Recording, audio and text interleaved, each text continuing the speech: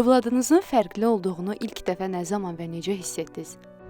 Övladımın fərqli olduğunu 6 ayından hiss eləməyə başlayırdım. Bu fərq o yaşa uyğun oyunlar oynadıqda uyğun emosional reaksiya verməməsi, göz kontaktını qurmaması, qığıldamaması o fərqi hiss elətdirirdi. Oğlumun sindromlu olduğunu 1 yaş yarımda aşkar eləmişik və yaxşı ki, ürəyində qüsur var idi. Yalnız qüsurla aşkar olundu ki, onun sindromu var. Çox nadir bir sindromdur. Azərbaycanda təəssüflər olsun ki, o haqda məlumat elə deyim, sıfıra yaxındır. Mənim Down sindromlu uşaq var. 19 yaşında Məryəm adlı uşaq var və birinci gündən doğum evində görən kimi, mən özüm həkiməm, ona görə görən kimi başa düşdüm ki, Down sindromlu uşaqdır. Aylar ötdükcə bu fərq daha qabarıq hiss eləməyə başladı. Növbəti yaşlarda yemək, yuxu pozuntusu daha ağır həddə çatdı. Üstəlik də nitqin olmaması artıq şübhələr oyandırırdı. Sadəcə hansı ehtimal ola bilər, bu səbəb nə ola bilər deyə heç bir şey yadımıza düşmürdü. Çünki o vaxtı autizmlə bağlı məlumatlılıq indiki səviyyədə deyil idi. Və ürəyində qüsuru olduğuna görə biz artıq aşkar olduq ki, onun o sindromu var. Əslində dünyada eyni statistika üzrə uşaqlar doğulur. Biri 20 mində bir uşaq doğulur eyni sindromla. Və Azərbaycanda eyni sindromlu 400-ə yaxın uşaq olmalıdır. Təəssüflər olsun ki, diaqnostika olmadığına görə bu uşaqların taleyi bilinmir. Yəni ki, onları tam fərqli xəstəliklərdən, sindromlardan müayinə və ya nə bilim müalicə etməyə çalışırlar. Diaqnoz qoyanda mən üzüldüm əlbəttə, çünki bilirəm ki, bu xüsusi uşaqları böyütmək üçün çox güc lazımdır. Çox böyük məsuliyyətdir bu. Ona görə biraz şokda idim, amma sonra uşağı görən kimi qəbul elədim. Çünki şirin idi, belə xoşuma gəldi, çox qəşəng uşaq idi və qəbul elədim. 2 yaşından başlayaraq isə müxtəlif, fərqli həkimlərə müraciət etməyə başladı. Bu o demək deyil ki, hər birisinin müalicəsini aldım, uşaqda vəziyyəti daha da qarışdırdım, müalicə eləmirdik. Sadəcə müayinə üçün müraciət edirdik və rəy almağa çalışırdıq. Belə biz 4 yaşına qədər 7 həkimə müraciət elədik. İlk 4 həkimin rəyi üst-üstə düşdü ki, uşaqda inkişaf fərqliliyi var, amma kateqoriyasını təyin eləyə bilmirik. Xüsusi bir uşağı böyütməyin hansı çətinlikləri var? Uşaq standart olmadığı üçün bu şans artıq olmur səndə. Və bu biraz çətin gəlir. Çünki ətrafında elə bir nümunə olmur. Çətin tərəfi budur. Gözəl tərəfi odur ki, standartdan kənar düşünməyə vadar eləyir. Məcbur buraxır ki, çərçivəni qırasan, fərqli düşünəsən, məsələlərə daha fərqli baxasan, fərqli yol düşünəsən. Heç bir ananı öncədən ana olmağa öyrətmirlər, təəssüflü olsun. Amma xüsusi övlad böyütməyə heç bir kitabda, yəni ki, o haqda məlumat qətiyyən yoxdur. Azərbaycan dilində ümumiyyətlə yoxdur. Və siz elə bil bacarmayan bir insansınız və siz okeana düşürsünüz. Yəni sizin heç bir biliyiniz bu haqda yoxdur. Siz hər şeyi yalnız öz təcrübənizlə öyrənirsiniz. Və çətinlik yalnız o deyil, cəmiyyətimizdə qəbullanma olmayan bir cəmiyyətdir və burada sırf cəmiyyətlə bağlı olan çətinliklər baş verir. Neçə nəfər deyir ki, uşağın deməli problemi, həyəcanı artanda avtobusda digər sakinlər deyir ki, düşürdün bu uşağı. Digər insanlar, nə bilim, uşaq meydancasında deyirlər ki, bu uşaqla oynamaq istəmirik. Ən böyük çətinlik odur ki, bu uşaqlar biraz gec inkişaf edirlər. Sonra cəmiyyət tərəfindən hələm cəmiyyət tam belə qəbul eləmir bu uşaqları. Ona görə bu tərəfdən də biraz çətinlik olmuşdu. Gözəlliyini də deyim. Deməli, adi uşaqlarla, neyrotipik olan uşaqlarla böyüyəndə adətən valideynlər çox normal qəbul eləyir ki, onların uşaqları nəyəsə nail olur, nəyəsə çatır. Xüsusi övladların valideynləri isə hər cüzi bir nailiyyətə çox sevinirlər. Mənim uşağım yalnız 3 yaşında ilk addımlarını özü atıb. Mənə birinci dəfə mama deyəndə onu necə gözləyirdik? Yalnız 6 yaşında o mənə bu sözləri deyib. Yəni o da bunu dilə gətirəndə artıq biz o qədər ağlayırdıq ki, yəni hər şeyi o qədər səbirsiz gözləyirsiniz ki, balaca olsa da digər insanlara normal görünsə də bizim üçün sanki bütün dünyanı verirsiniz. Bunun gözəlliyi daha da artır. Qınağa məruz qalan zaman necə reaksiya verirsiniz? Diskriminasiyaya ağır həddə yox, amma yüngül formada, kiçik miqyaslı hələ də baş verir. Buna xüsusi kədər yükləmirəm və başına gələn situasiyanın içinə düşdüyü vəziyyəti özünə təhlil elətdirirəm. Və təhlil elətdirdikcə də onda ətrafı müşahidə qabiliyyəti artır. Və getdikcə də hiss edirəm ki, özünün davranışlarında təhlil eləməyə başlayır, nəinki başqalarının davranışlarını. Və bu autizmli bir fərd üçün bundan münbit şərait ola bilməz sosial bacarıqların inkişafında. Əvvəllər yəqin qəzəblənə bilərdim. İndi isə başa düşürəm ki, bu insanların ya məlumatı azdır, ya dünya görünüşü azdır, ya da ki, mehribanlıqları azdır. Reaksiya vermirəm, çünki hələlik belə situasiyada mənə rast gəlməmişdi. Ona görə əgər fikir vermirəm, əgər kimsə tam gülür, kimsə barmağını göstərir, kimsə nəsə deyir, mən sadəcə çalışıram ki, fikir verməyim bu. Əgər onlar başa düşsəydilər ki, bu övladı böyütmək üçün nə qədər çətinlik çəkmişik, yalnız mən özümü demirəm, digər xüsusi övladların valideynlərini də nəzərdə tuturam. Onların əgər çətinliklərini siz bir həftəlik belə yaşasaydınız, hər gün onlara hörmətlə yanaşıb əllərini öpə bilərdiniz. Ona görə ki, digərlərinə asan görünən həyat yaşamı İnanmırsınız, sadə bir şey, yəni ki, dırmaq kəsmək, nə bilim, çimizdirmək, sadəcə liftə minmək belə bizə çətin ola bilər. Ona görə ki, xüsusi övladların həyəcanları artır və biz onları öncədən bilməyə bilərik və biz bu həyəcanla hər gün üzləşirik. Təəssüflər olsun ki, doğrudan çətin bir analıq olur bizim üçün və digər insanlar eyni həyatı bizimlə paylaşa bilməsələr də, anlaya bilsəydilər, daha çox hörmətlə və mehribanlıqla bizə yanaşardılar. Sizin üçün hansı dəstək mexanizmlərinin olması arzulanandır? Ən birinci, xüsusi övladı olan valideynin özünə dəstək lazımdır. Belə bir məsələ var ki, diaqnoz qoyulan kimi birinci uşağa nə olunmalıdır, uşağın inkişaf strategiyası, uşağa hansı dəstək, kimlər dəstək göstərilməli. Bunun arxasınca qaçırıq psixoloq, loqoped, reabilitasiya mərkəzlərini araşdırırıq. Bu təəssüf ki, hələ də belə davam edir. Çox tez-tez xüsusi valideynlər, onlar uşaqlarla tək başına qalır və analar adətən işdən çıxıb yalnız uşağa özlərini həsr eləyirlər və elə vəziyyətə çatır ki, anaların, xüsusilə çətin uşaqların anaları özlərinə həsr etmək bir dəqiqələri də yoxdur. Uşaq yolu gözləyərkən heç kəs xəstə uşaq arzulamır. Hamilə qadın heç vaxt xəstə uşağı xəyal eləmir. Sağlam uşağı xəyal eləyir, sağlam uşağın valideyni roluna hazırlaşır və diaqnoz qoyulduqda birdən-birə o xəyal və hazırlaşdığı rol itir. Xanımlar tam olaraq özlərini unudur, 24 saat həftənin 7 gününü özünü həsr eləyir bu uşaqlara.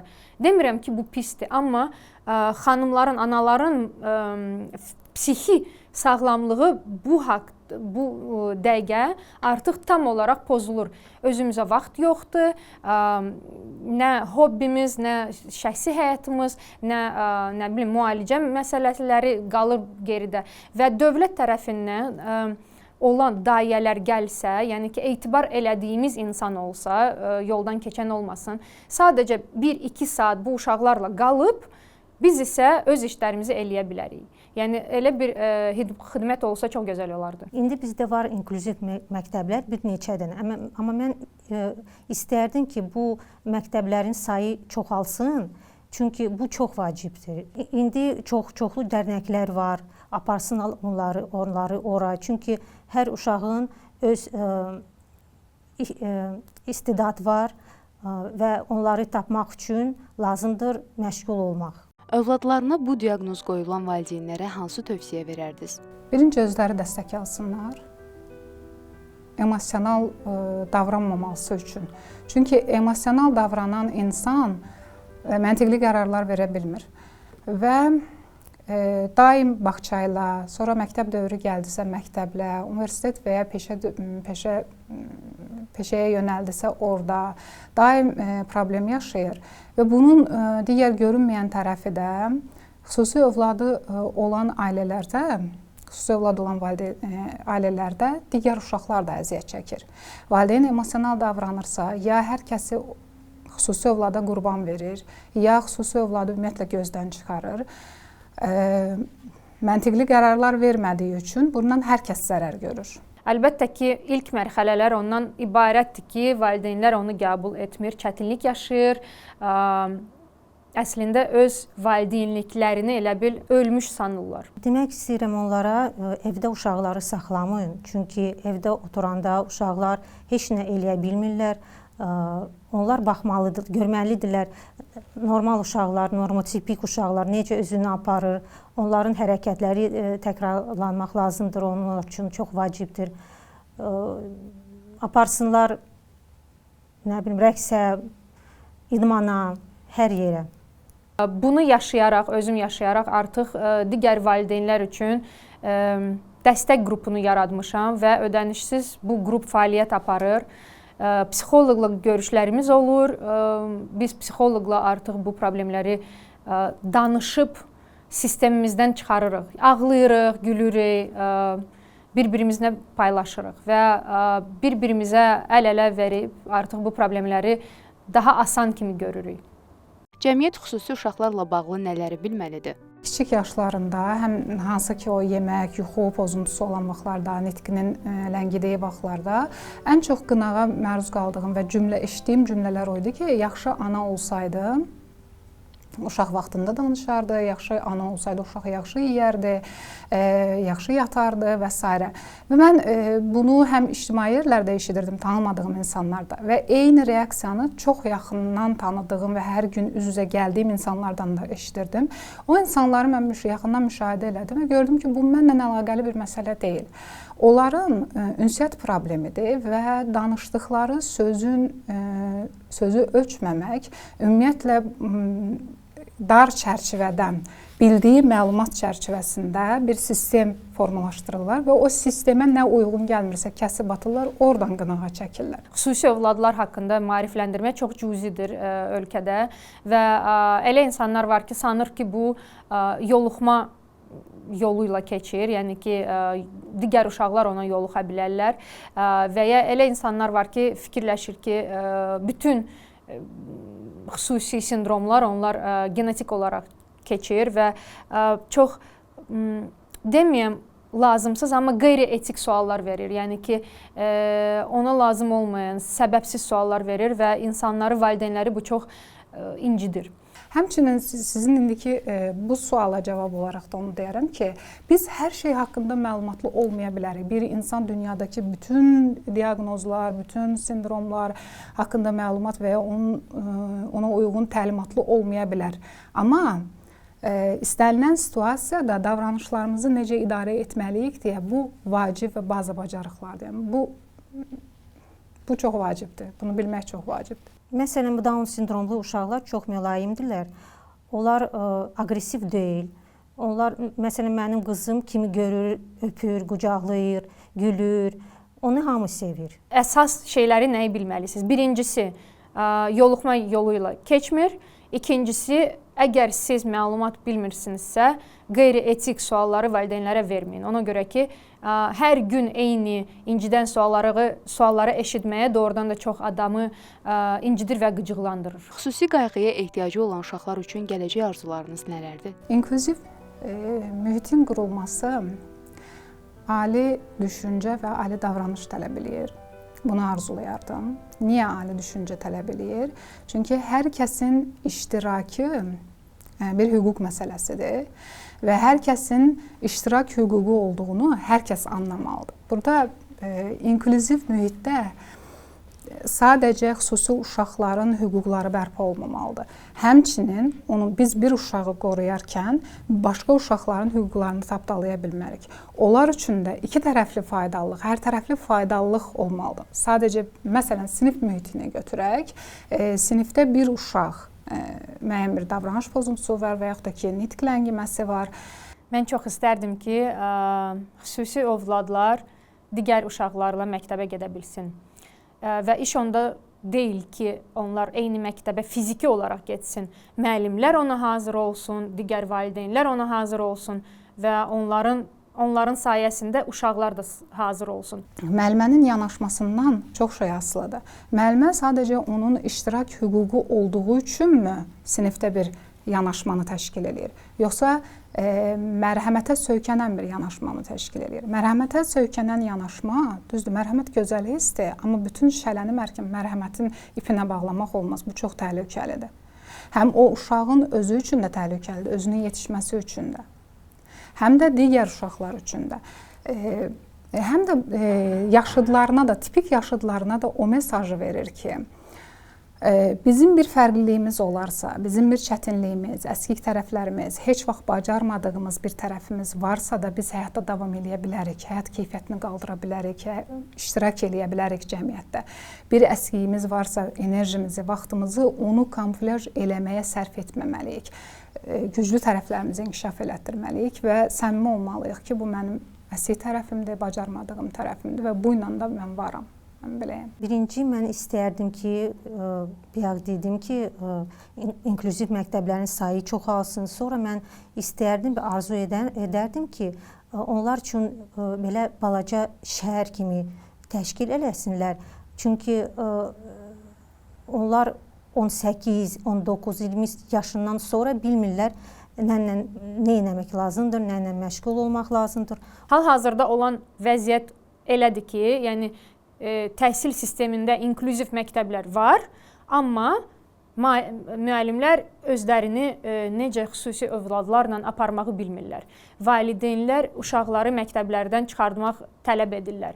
Digər uşaqlar başa düşmürlər ki, onlarla oturan, eyni sinifdə oturan uşaqla necə oynamaq, rəftar etmək lazımdır. Yəni ki, elə bir mexanizm var, amma dərk etmə, qəbullanma yoxdur. Və ən əsası mən nə istəyərdim? Digər uşaqları qəbul etmək istəyərdim ki, bizim cəmiyyətimiz bu uşaqları qəbul etsin. Cəmiyyətə demək istədiyiniz hansı vacib mesajlar var? Və mən müşahidə elədim ki, övladımın kateqoriyasına daxil olan, istər autizm spektr pozuntusu olsun, istər inkişaf ləngiməsi olan digər şagirdlər olsun, eyni problemi yaşayırlar məzmunla bağlı. Və ölkəmizdə texniki tərəfdən həll eləyən vəsaitlər var idi, amma məzmunla bağlı kömək eləyən dəstəkçi vəsaitlər yox idi və belə bir vəsait hazırlamalı oldum. Bu vəsait sırf öyrənmənin məzmunca asanlaşdıran, istər məktəb müəllimlərinə, repetitorlara, valideynlər üçün və o uşaqlarla çalışan hər kəs üçün bir əlaltı vəsaitdir. Xüsusi övladın valideyni olmaqdan heç kim sığortalanmayıb. Nə mən gözləyirdim, nə digər analar gözləmirdilər ki, onların xüsusi övladı olacaq və siz də sığortalana bilməyəcəksiniz. Vəsait olub Mustafanın lupası niyə adlandırılır? Övladımla məşğul olmağa başladıqda ev şəraitində bir gün onun mənə heç cür baxmadığını və davamlı qarışqaları, böcəkləri izlədiyini gördüm və lupa almağı qərara gəldim. Onun qarışqa ilə, o böcəklərlə gözünün arasına lupanı tutduqda o böyüdükdə və ilk dəfə bizim emosional göz kontaktı onda yarandı. Mən onda başa düşdüm ki, mən onun dünyasına girməliyəm, mən ona lazım olan mühiti qurmalıyam və bu çox böyük bir dəyişiklik yaratdı istiqamətimizdə. Və bu tədris vəsaiti də sırf məzmun baxımından adaptiv mütaliə vəsaiti ölkədə ilk olduğu üçün həmin o lupa bizim həyatımızda hansı rolu oynayıbsa, Mustafa kimi şagirdlərin də həyatında o rolu oynaması diləyi ilə adı Mustafanın lupası adlandırılıb.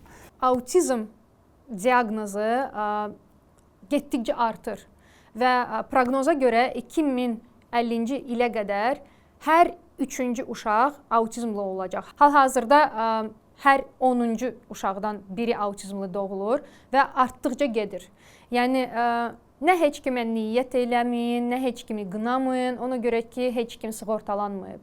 Və bu, yəni ki, normallaşan bir şeydir. Sadəcə qəbul eləyin və bizi başa düşməyə çalışın. Demək istəyirəm ki, bu uşaqlardan çəkinməsinlər, qorxmasınlar.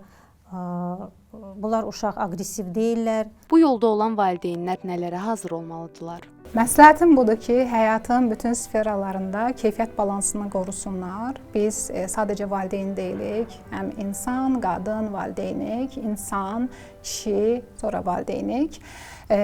Digər rollarımızı unutmamalıyıq və o rolların da haqqını verməliyik. O rolların haqqını vermədikdə valideyn rolumuz yorulur, yorğun düşür. Həm xüsusi övladımıza lazımi qayğını göstərə bilmirik, həm digər övladlarımıza da lazımi qayğını göstərə bilmirik. Buna kökləndikdə daha məhsuldar ola bilirik. Digərlərini fikirləşib, digərləri nə deyəcəklər, nə düşünəcəklər, uşağınızın üstünə düşməyin. Ona görə ki, yoldan keçən gedir, amma sizin uşağınız daim sizinlə olur.